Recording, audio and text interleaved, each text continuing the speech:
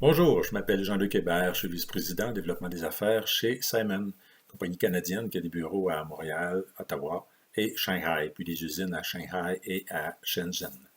Je remercie Francis Bissonnette et son équipe d'avoir inclus ce panel qui s'intitule Le passage du prototype au produit livré dans ce cinquième Batimatech, panel présenté par Simon.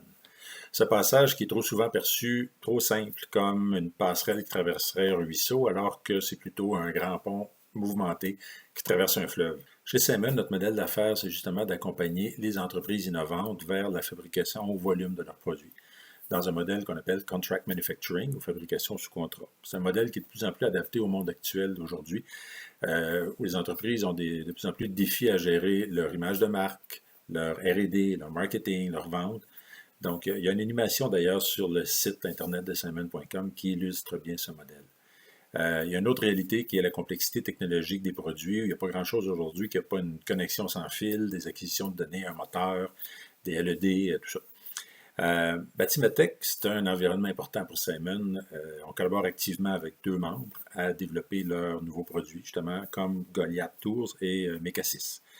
Passer du prototype au produit livré, c'est un voyage qu'on ne fait pas seul. Ce panel, vous allez le voir, il est très diversifié. Vous entendrez Eric Savage, qui est directeur technique chez Simon, mon collègue qui est sur le terrain à développer justement des processus de fabrication pour les clients en lien avec notre équipe d'ingénierie. Benoît Lapointe, qui est directeur informatique puis coach agile, qui est chez IBM, qui est aussi consultant pour les projets informatiques chez Simon, qui apportera un regard un petit peu nouveau avec la technique agile. Puis on voulait aussi tenir compte de certains membres de Batimatech qui développent plus du logiciel que du produit physique. Frédéric Letendre, qui est avocat et associé chez Ulex, avocat et stratège, qui gère les aspects légaux, les partenariats, tout ça, plein d'aspects bien importants au parcours sans risque d'un développement de produit. Puis finalement, Alexandra Roy, cofondatrice de Goliath Tools, qui est un de nos clients justement pour lesquels on a fabriqué un produit qu'ils ont développé. Je salue Isabelle Despatie, qui aurait dû participer à ce panel, mais qui a eu un accident de vélo de montagne la semaine passée. Donc, il doit avoir du repos, fait que je lui souhaite un prompt rétablissement. Chacun de nos panélistes va prendre à peu près 3-4 minutes pour se présenter, puis présenter un peu leur domaine de travail, puis après, j'animerai une discussion avec eux. Après le panel, toute l'équipe va être disponible sur la plateforme whereby.com/Simon en réunion virtuelle pour converser. Puis on est aussi sur la plateforme de Batimatech. Alors, bonne présentation. Bonjour, mon nom c'est Éric Savage, ingénieur mécanique. Ça fait environ 1 an que je travaille pour Simon. Avant ça, j'étais à IBM, à l'usine de Bromont. J'ai travaillé pour IBM pendant 19 ans, autant dans le domaine de l'assemblage que du test électrique des composantes, des processeurs pour les gros serveurs. Et j'ai travaillé vraiment dans plusieurs domaines. Avant ça, je travaillais pour Procter Gamble et là, c'était vraiment de la production de masse. C'était pour les produits Always. Et l'usine, à elle seule, représentait environ 30% du marché de la protection féminine en Amérique du Nord, incluant le Mexique. Et avant ça, bien, j'ai fait ma maîtrise en sciences appliquées, en génie mécanique. Et le domaine, c'était les joints d'étanchéité. Donc, j'ai un parcours quand même assez diversifié. Et à Simon, les choses sont effectivement très diversifiées aussi. Quand on parle du passage du prototype à la production de masse, c'est vraiment un processus itératif. Dans le fond, on essaie de concrétiser une idée de génie qu'un entrepreneur a eue et vraiment de le produire au plus faible coût tout en conservant une bonne qualité. En fait, la meilleure analogie qu'on pourrait faire, c'est de comparer ceci à un auteur qui écrit un roman. Et là, on voudrait transformer le roman et en faire un film au cinéma. On comprend quand un auteur travaille, généralement il est seul, c'est sa création. Il y a peut-être son éditeur qui l'aide énormément, quelques conseillers aussi. Mais quand on voit la longueur du générique à la fin d'un film, on voit qu'il y a énormément de monde et d'entreprises qui ont participé à la création du film. Donc c'est toute une aventure. Une deuxième comparaison, c'est, on sait que certaines scènes se lisent très bien dans un livre, mais sont difficiles à traduire dans un autre médium comme, admettons, un film. Si je prends par exemple une pièce, je peux dessiner une pièce en 3D très, très, très facilement, c'est ma création. Et tout simplement, si j'étais un auteur et que je voulais imprimer cette pièce-là, une impression 3D, c'est assez facile. Mais si on pense au mode de haute production et que là, on veut aller au moulage par injection, ben une pièce comme j'ai dessiné devient très difficile à faire, peut-être même impossible. Alors, c'est pour ça que je parle d'un processus interactif. Il faut revenir des fois à l'idée de base pour rendre la pièce ou le produit manufacturable. Une autre chose que je pourrais dire, c'est du point de vue, comme j'ai expliqué, un auteur veut imprimer son livre, le gros du travail, c'est le manuscrit. Et l'impression, ben, dans le fond, c'est la dernière étape, tout simplement. Dans le cas d'un prototype, c'est pas tout à fait la même chose. Il y a beaucoup de grosses activités complexes, l'assemblage, il y a de l'électronique des fois, toute la conception des moules, la chaîne d'approvisionnement.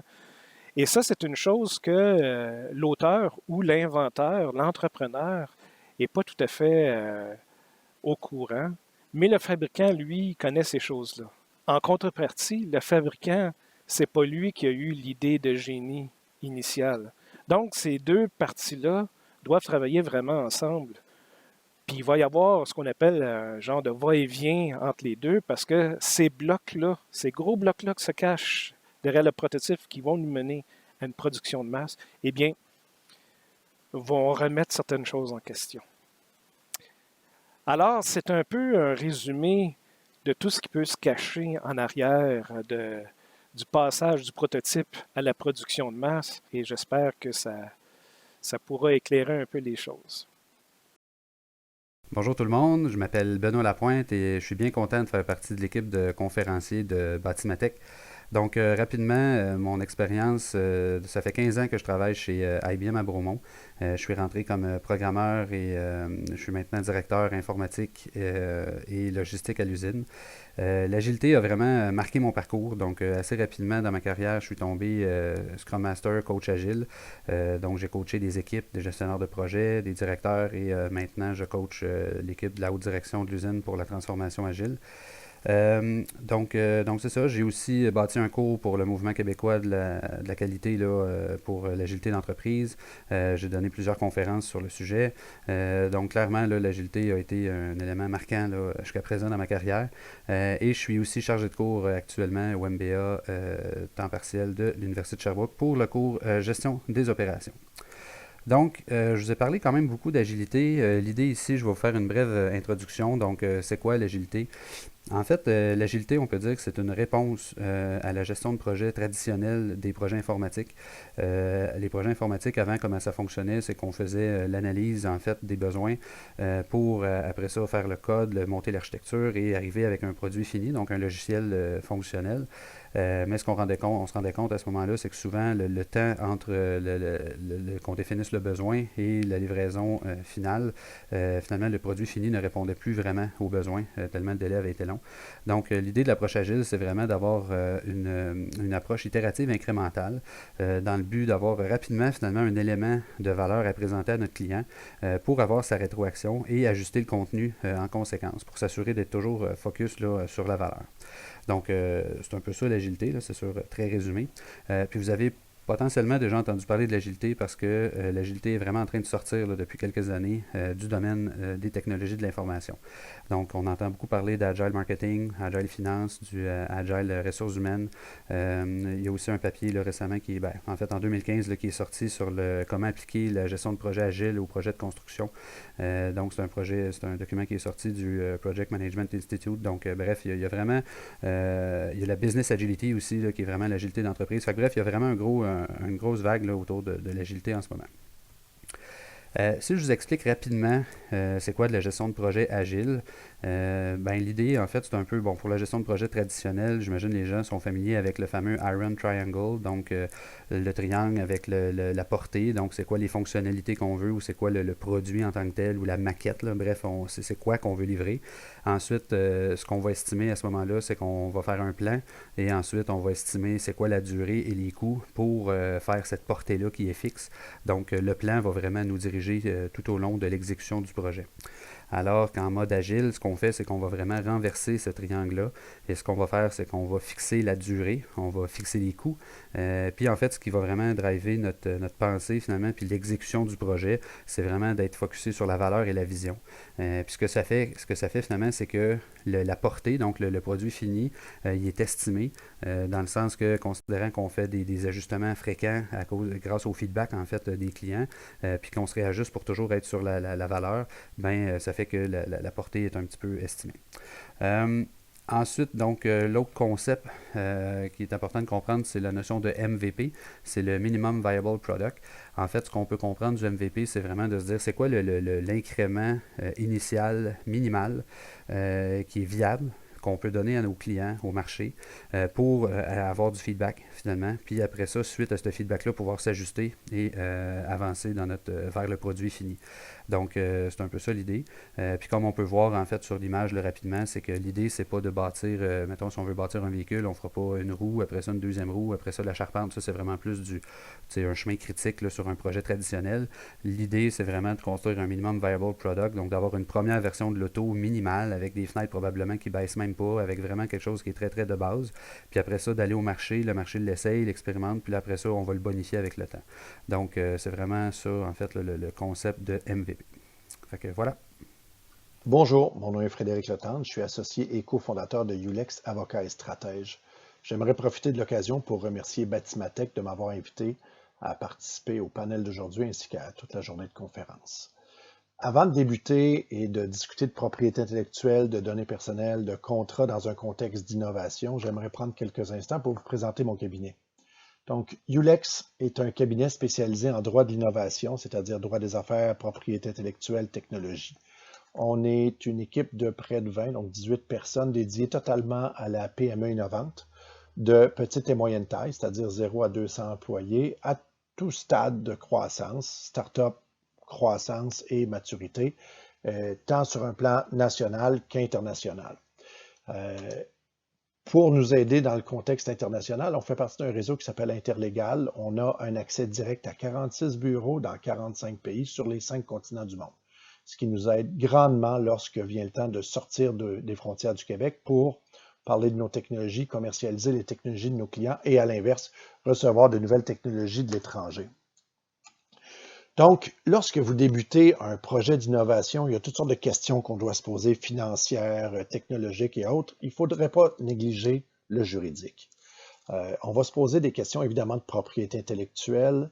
De plus en plus, les entreprises collectent des données personnelles. On doit réfléchir à ça aussi. Et enfin, les contrats, comment on va attacher tous ces éléments-là ensemble. Commençons par la propriété intellectuelle.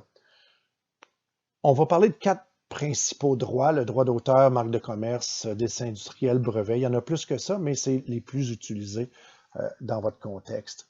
On va commencer par le droit d'auteur. Droit d'auteur, ce sont essentiellement des textes, des vidéos, des images, de la musique, des logiciels, des plans, des croquis. Tout ça va être du droit d'auteur. Pour sa part, les marques de commerce vont être un élément distinctif qui permet de distinguer des produits entre eux, des services entre eux. En fait, c'est le nom du produit ou du service. Ça peut être un mot, un symbole, une couleur, ça peut être un paquet de choses, une composition de ceux-là. Et voici quelques exemples de marques de commerce, évidemment bien connues. Maintenant, on va passer quelques instants sur le dessin industriel. Le dessin industriel, pour sa part, ne protège que la forme ou l'apparence d'un objet et tout récemment, avec des amendements à la loi, va protéger également des interfaces ou une apparence graphique électronique de quelque chose. Par exemple, ici, on a donc la façon d'organiser des textos. On a au niveau des objets, bien, des composantes de casque de hockey ou un appareil respiratoire.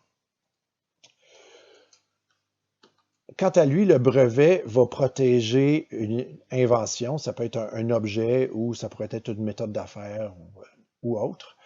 Cette invention-là va devoir être nouvelle, utile et inventive.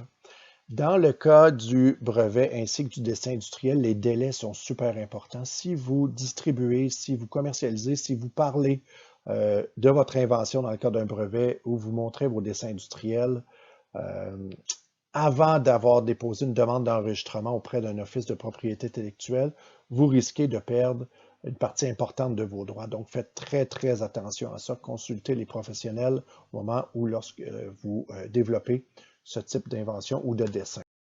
Autre élément très important à discuter sont les données personnelles. Une donnée personnelle est un élément qui permet d'identifier quelqu'un ou à propos d'un individu identifié ou identifiable. Et là, on ne parle pas juste du nom, du numéro de téléphone et de l'adresse, mais de façon beaucoup plus large. Faites attention, c'est un secteur qui est très réglementé et le fait de ne pas respecter les dispositions de la loi peut coûter très, très cher.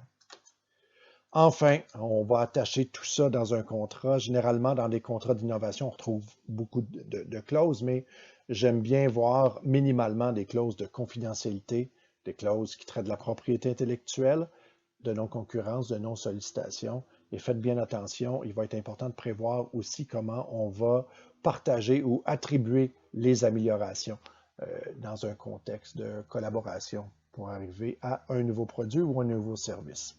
Bien hâte de discuter plus en détail avec mes copanélistes. À bientôt. Alors, bonjour à tous. Je me présente Alexandra Roy. Je vais principalement discuter d'une expérience vécue avec une de mes entreprises, Goliath Tools. Mais avant de parler de ça, un petit peu plus sur mon parcours. Donc, entrepreneur avec quelques entreprises déjà à son actif. J'ai travaillé 10 ans dans le milieu de la construction avec la famille, avec ITR Acoustique, qui est une compagnie spécialisée en système intérieur. Une fois qu'on a vendu l'entreprise en 2016, j'ai parti un salon de coiffure et esthétique à Québec, mais la construction m'a vite rappelé et je suis retombée dans le milieu. Donc, c'est à ce moment-là que j'ai fondé l'entreprise STC 2015 avec un partenariat d'une entreprise existante. Et il y a environ 1 an et demi qu'on a mis au monde les outils Goliath, qui est une gamme de produits, d'outils pour les travailleurs du domaine de la construction, qui vise à augmenter l'efficacité sur les chantiers tout en réduisant de façon significative des risques en santé et sécurité. Et aujourd'hui, dans la présentation, je vais parler plus spécifiquement d'un des produits qu'on a développé, la PAPB, qui est une pôle avec des fonctions électroniques et mécaniques pour faire les plis de broches de plafond de façon automatisée et au niveau du sol. Donc, prototype à commercialisation. Là, on vient tout juste de commercialiser ce produit-là. Ça fait quelques mois qu'il est en vente, disponible sur notre site internet goliathtools.com. Et avant d'en arriver aux produits qu'on a sur le marché actuellement, il y a eu quand même plusieurs étapes. Vous allez voir dans la présentation, il y a 3 déjà designs qui ont changé, mais outre le fait qu'il y a eu des différents designs, de passer de prototype à la commercialisation, c'est quand même plusieurs étapes assez laborieuses. Il y a beaucoup de tests à faire. Et il y a un échéancier également qu'on s'était fixé à la base qui, comme bien des choses, ne s'est pas réalisé dans les mêmes délais. Donc, initialement, ce qu'on avait, Francky Champagne, le savant fou derrière Goliath Tools, avait l'idée d'avoir une pôle qui allait plier la broche des plafonds. Il nous a fait des dessins préliminaires. On s'est fait un échéancier préliminaire aussi pour avoir un premier prototype. Mais il y a encore plusieurs étapes. Une fois, c'est pas à cause que tu as un prototype que tu es rendu à le commercialiser. Donc, développer son plan d'affaires, avoir l'entente avec des actionnaires, parce que je ne suis pas toute seule dans cette entreprise-là. Valider toutes les compositions, toutes les composantes qui sont requises. Puis une fois qu'on a notre prototype, ben là, on le teste. Puis ça, il faut le tester le plus rapidement possible.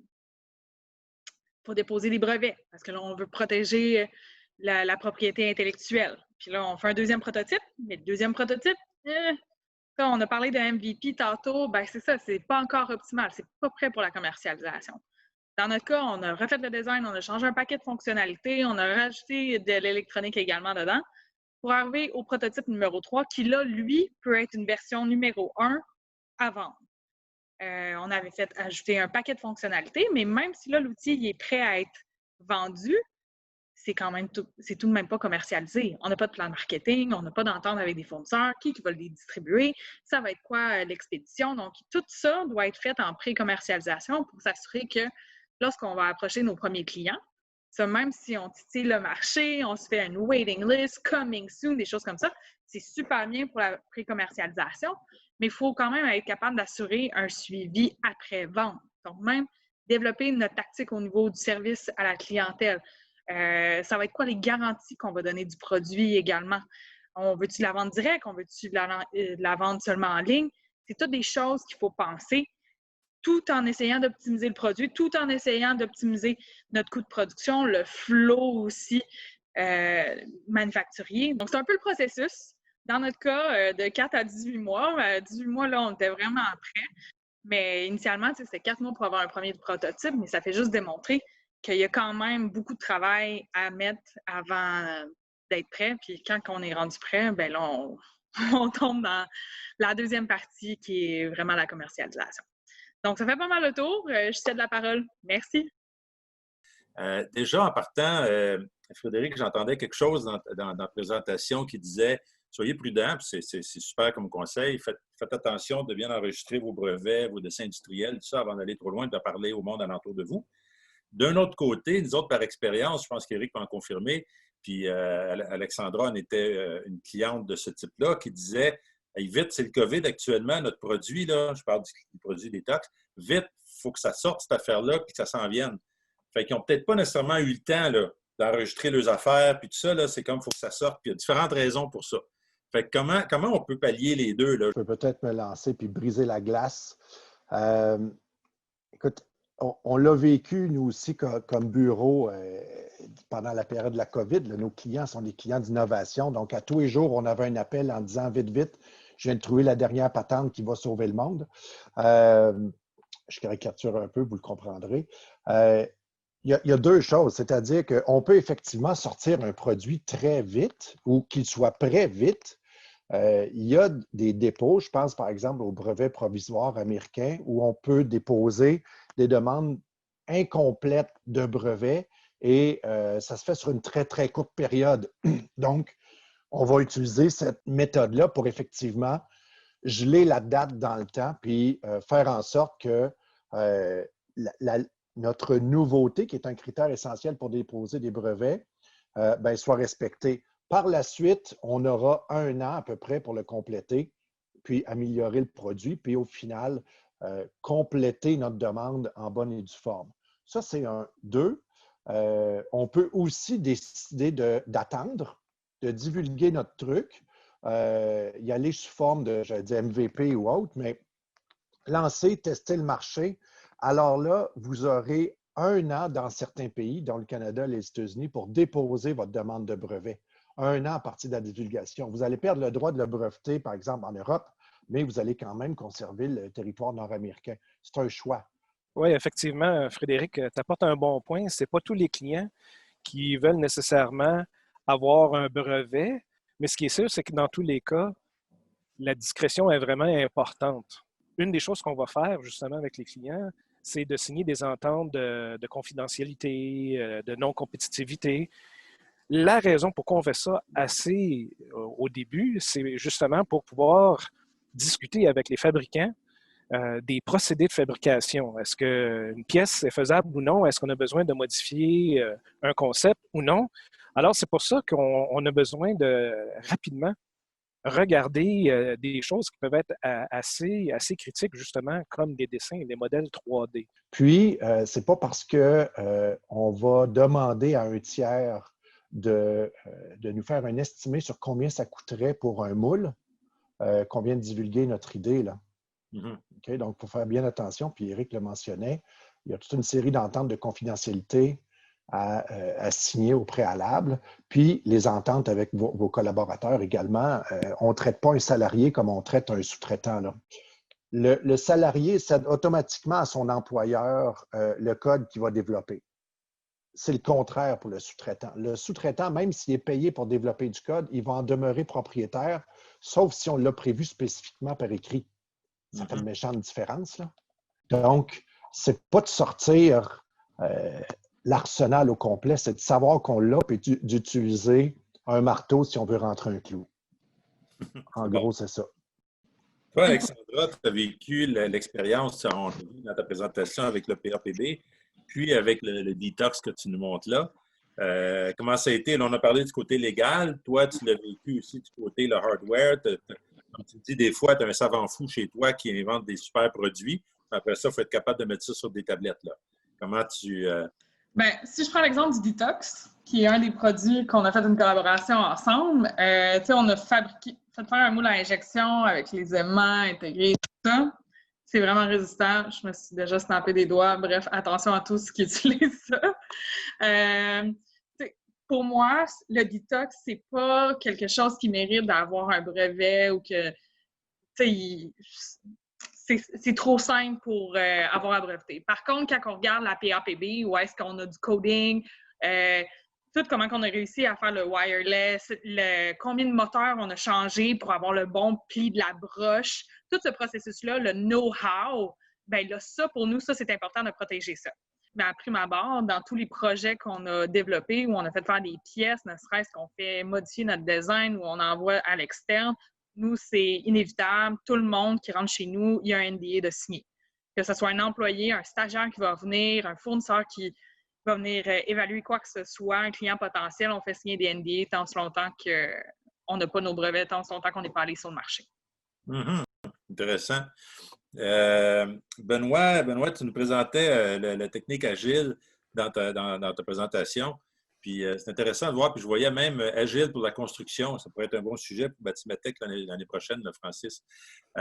Comment tu peux voir, parce qu'on parle, nous autres aussi, chez Simon, de MVP, mais des fois, je me dis, on a parlé un petit peu avec Éric, des fois, peut-être que ça n'a pas nécessairement la même signification, là.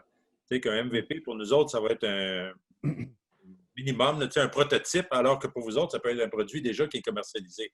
Peut-être que ça se fait mieux dans le software que dans le hardware. Je ne sais pas si on peut en jaser un peu. Ben oui, mais évidemment, c'est sûr que c'est pas tout à fait la même chose, je dirais. Une des choses qui est super importante, je pense, à considérer par rapport au MVP, c'est de voir, tu sais, dans certains cas, le minimum va être très petit, puis dans certains cas, le minimum va inclure beaucoup, beaucoup de choses. Des fois, dans le hardware, justement, on a quand même besoin de placer beaucoup de choses, d'avoir une vision, puis comment dire, des fois, on a des normes à respecter, on a plusieurs facteurs finalement qu'on ne peut pas être dans la pure créativité puis de dire, ah, j'ai une vision, un peu comme des fois on peut avoir dans le logiciel, de dire, j'ai une vision, je vais développer, puis je vais faire des refacts là, du code, puis je vais évoluer là-dedans. Donc, c'est pas des fois, c'est plus facile dans le logiciel que dans le hardware. Fait que donc, c'est ça, ce qui est important. Puis, je fais un petit parallèle au niveau des deux triangles là, que j'ai présentés tantôt. Une chose qui peut être faite par rapport à la construction ou des fois quand c'est des projets qui impliquent beaucoup de hardware, c'est d'utiliser le premier triangle, en fait, là, de planification plus standard pour faire l'analyse du projet. Donc, vraiment de bien prendre le temps de dire, bon, on va analyser c'est quoi les requis, c'est quoi les normes qu'on a analysées, c'est quoi vraiment qu'on veut. Puis après ça, on va estimer finalement une date puis des coûts. Fait que ça, c'est plus dans la préparation du projet. Mais quand on tombe après ça dans l'exécution du projet, là, on peut être en exécution agile puis dire, bien, à cette heure qu'on a fait une belle analyse pour déterminer nos coûts et nos dates, bien, après ça, on peut y aller plus en format plus agile au niveau de l'exécution. Fait que c'est sûr que le MVP, ce qui est super important, si je reviens à la question plus spécifique, c'est que le MVP, en fait, clairement, il va varier. Ce qui est important, c'est le V. En fait, chaque lettre est assez importante, là, mais souvent, ce qu'on skip, c'est le V. C'est la partie viable de la chose. L'idée, c'est pas de faire un produit qui est non fonctionnel, que les gens, à la limite, pourraient se blesser ou qui n'est pas standard ou qui ne rencontre pas les normes. Il faut que ça soit vraiment quelque chose qu'à la limite, l'intention en arrière, c'est de se dire, c'est quasiment, on pourrait quasiment le laisser comme ça, puis ça pourrait fonctionner, même si on le sait que c'est très, très minimal.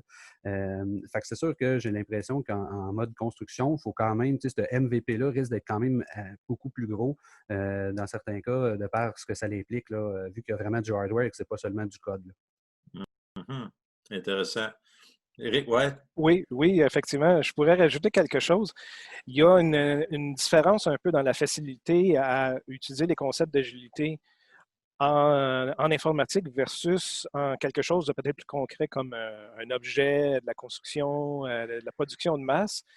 Il y a toujours l'idée au cœur de tout ça qui revient à la même chose, c'était de réussir à tester quelque chose le plus rapidement possible, de vérifier que ça fonctionne le plus rapidement possible et non attendre à la toute fin du projet pour vérifier si ça fonctionne.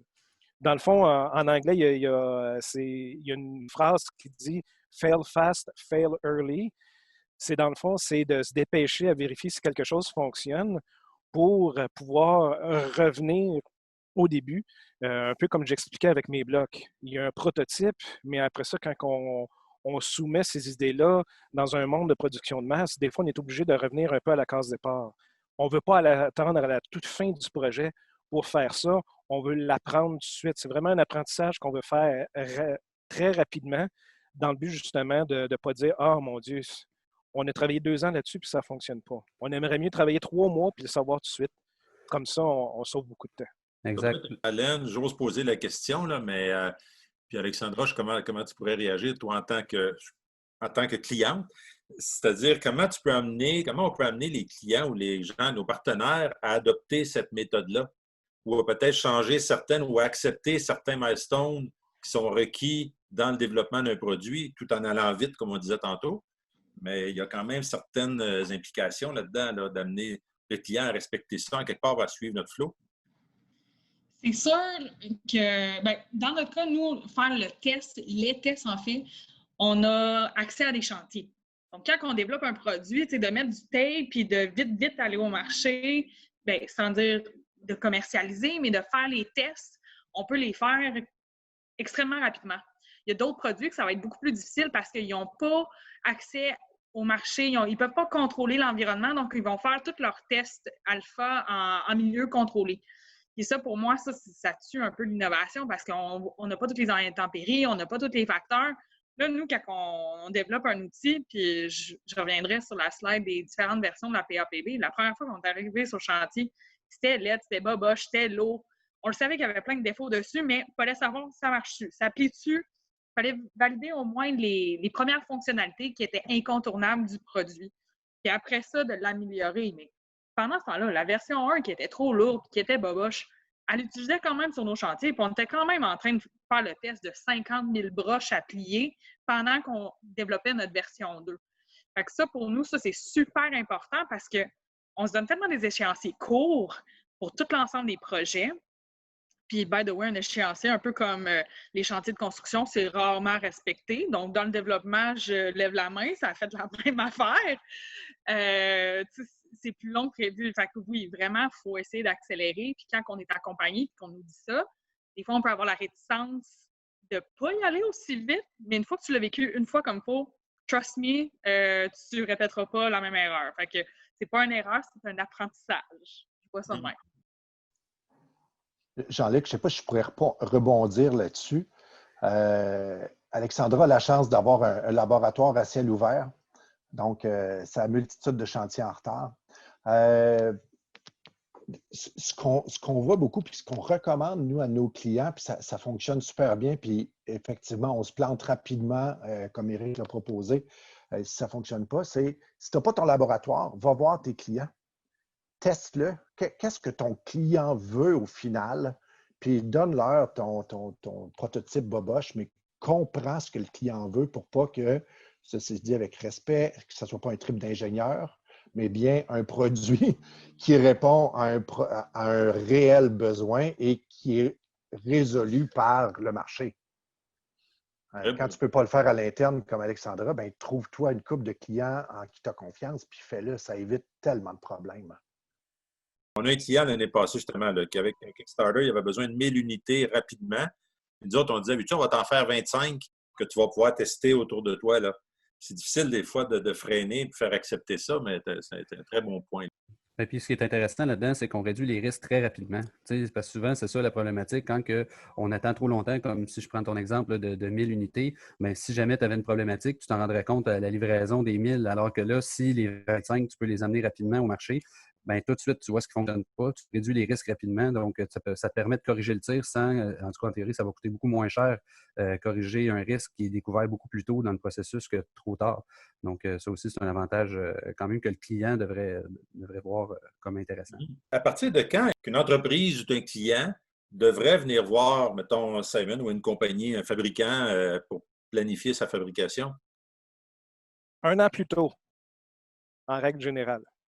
Je dis ça parce que c'est souvent le client, avec toute l'expérience du fabricant, permet de régler toutes sortes de petits bugs, justement, que l'entrepreneur ou le créateur, l'inventeur n'avait pas nécessairement les notions pour régler. Puis là, il y a des clients qui nous ont déjà dit « Ah mon Dieu, si on avait pu se parler 1 an plus tôt. » Ça, ce que ça veut dire, c'est le plus tôt, le mieux. Parce que, justement, un peu comme j'expliquais avec mon analogie de l'auteur qui écrit un roman, puis que là, on veut faire un film, c'est que l'auteur, lui, a vraiment l'idée de génie, mais il n'a peut-être pas toutes les connaissances, tandis que le fabricant a les connaissances de production de masse, mais pas l'idée de génie. Donc, ces deux-là doivent se parler. Et le plus tôt possible, ben dans le fond, l'inventeur peut dire, ah, j'aimerais ça faire telle chose, est-ce que ça peut se fabriquer en plastique? Mais là, rapidement, le fabricant peut dire, oui, mais il faut tenir compte de ça, ça, puis ça. Sinon, il faudrait le faire en métal. C'est un exemple très généralisé, mais rapidement, dès le début, le client peut dire, oh, c'est vrai, je n'avais pas pensé à ça. Effectivement, ce serait mieux de le faire en métal pour quelle que soit la raison. Alors, c'est pour ça que le plus tôt, c'est le mieux. Mhm. Des fois, justement, ça permet d'adresser des questions qui peuvent prendre plus de temps à répondre. Là-dessus, j'avais le goût de poser à Alexandra la question. Toi, dans ton développement justement du detox puis du PAPB, y a-t-il des choses que tu penses qui ont été sous-estimées ou que tu n'avais pas vu venir? Comment ça a été le journey, le trajet versus ce que tu avais pensé? Pour chaque outil, on a eu des embûches que jamais j'aurais pensé. Si je prends juste le detox, là, les aimants. Éric, tu t'en souviens, là? Trouver des aimants qui n'allaient pas sortir du plastique. Combien de cols on a essayé, alors qu'on pensait que le plus gros enjeu, ça aurait été de trouver vraiment le bon tubulaire, la charnière, comment on allait remplacer ça. Non, c'était pas ça. Fait que, tu sais, des fois, on sous-estime. Il y a des choses qu'on pense qu'on va avoir des problèmes, mais finalement, c'est pas du tout ça. Au niveau de la PAPB, ça a été quand on s'est rendu compte qu'à 14 pieds d'auteur, et là, c'est ben trop lourd, puis la connexion, elle se fait pas.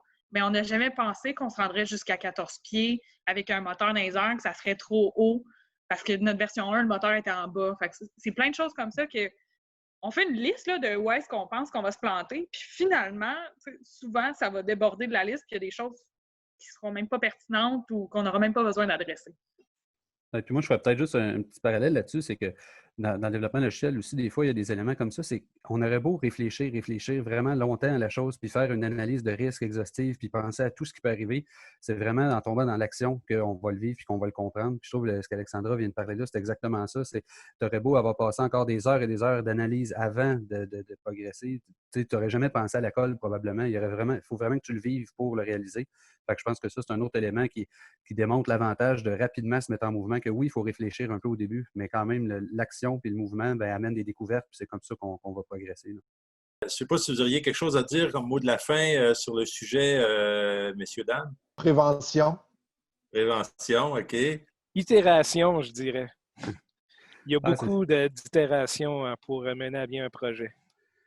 Je vais y aller avec amélioration continue. C'est encore ongoing.